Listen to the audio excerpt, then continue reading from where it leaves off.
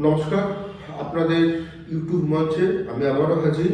আমি শ্রী সৌরভ, আপনাদের ঘরের ছেলে।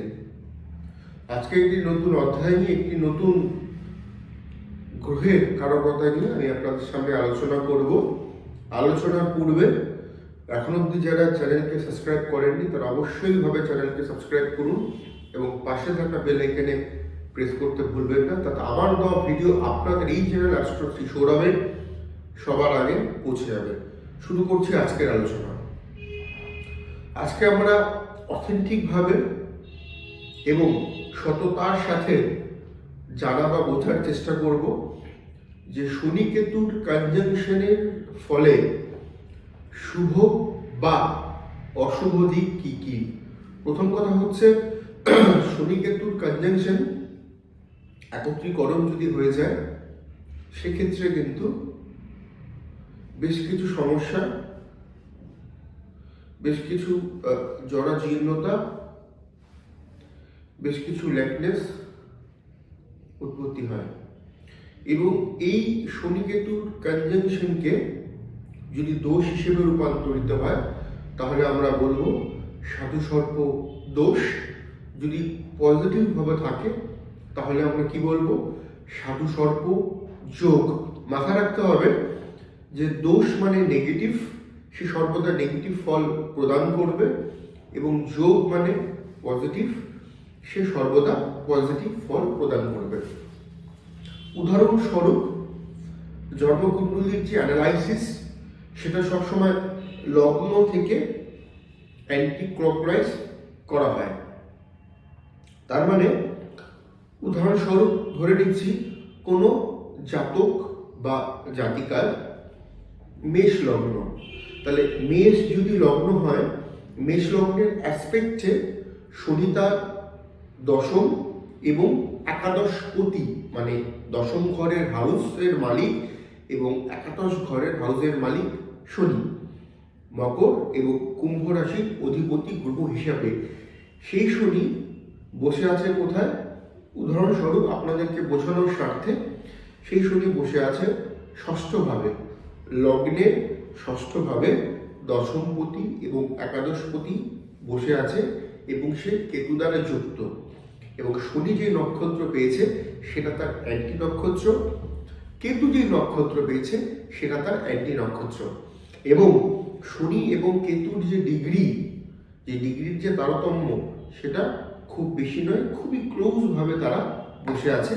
এবং নবাংশ চার্টেও শনি কেতুর এই কনজাংশনের অবস্থা অথবা শনি কেতুর অবস্থান শুভ নয়। যদি তাই হয়ে থাকে তাহলে সেক্ষেত্রে সেটা একটা দোষ হিসেবে রূপান্তরিত হয়। এবং লগ্ন সাপেক্ষে যেহেতু ষষ্ঠ ঘরের উপরে এই দোষ উৎপত্তি হয়েছে, তাহলে এই দোষের ক্ষেত্রে তার দশম এবং একাদশ ঘরগুলো ক্ষতিগ্রস্ত হবে এবং ষষ্ঠ ঘরের একটা বাজে ফল কিন্তু এই সাধু সর্প দোষ দ্বারা উৎপত্তি হবে। তাদের কেরিয়ার, তাদের অর্থনৈতিক অবস্থা, তাদের দাম্পত্য পরবর্তী জীবন অন্যের দ্বারা ক্ষতিগ্রস্ত হবে। এবং তার পাশাপাশি ঝুটঝামেলা, গভীর থেকে গভীরভাবে শারীরিক অসুস্থতা সেই জাতক বা জাতিকাকে ভোগ করতে হবে। কি কি শারীরিক অসুস্থতা সেটা এখান থেকে কখনোই আলোচনা আমি করব না, সেটা আলোচনা করার বিষয় নয়, কারণ কি আরও গ্রহগত অবস্থান দেখাটা জরুরি, ইত্যাদি ইত্যাদি।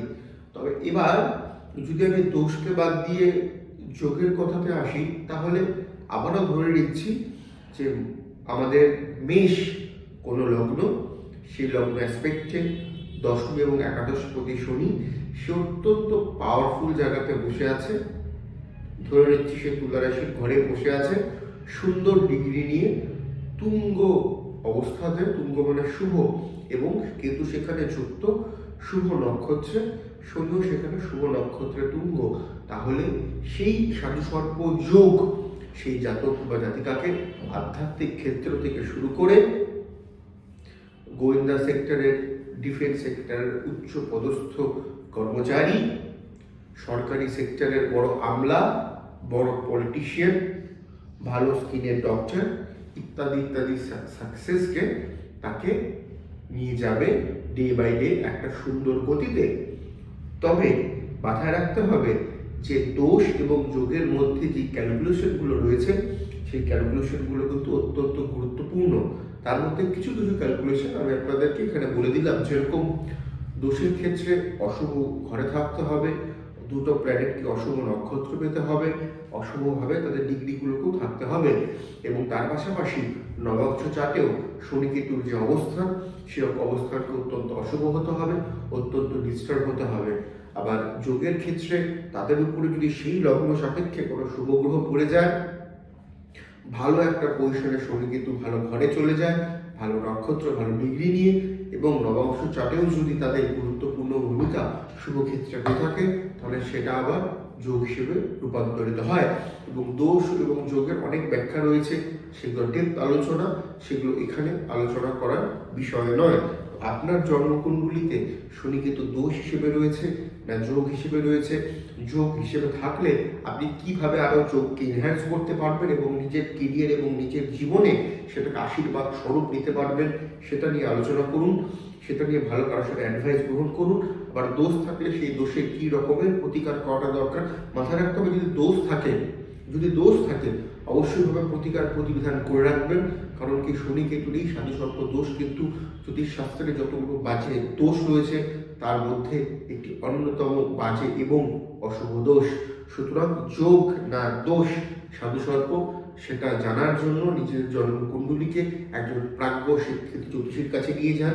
কি ধরনের কাউন্সিলিং, কি ধরনের প্রতিকার প্রতিবিধান অথবা কি ধরনের গাইডলাইন করলে আপনার জীবনে উন্নতি হবে সেটা জানাটা সবার আগে জরুরি।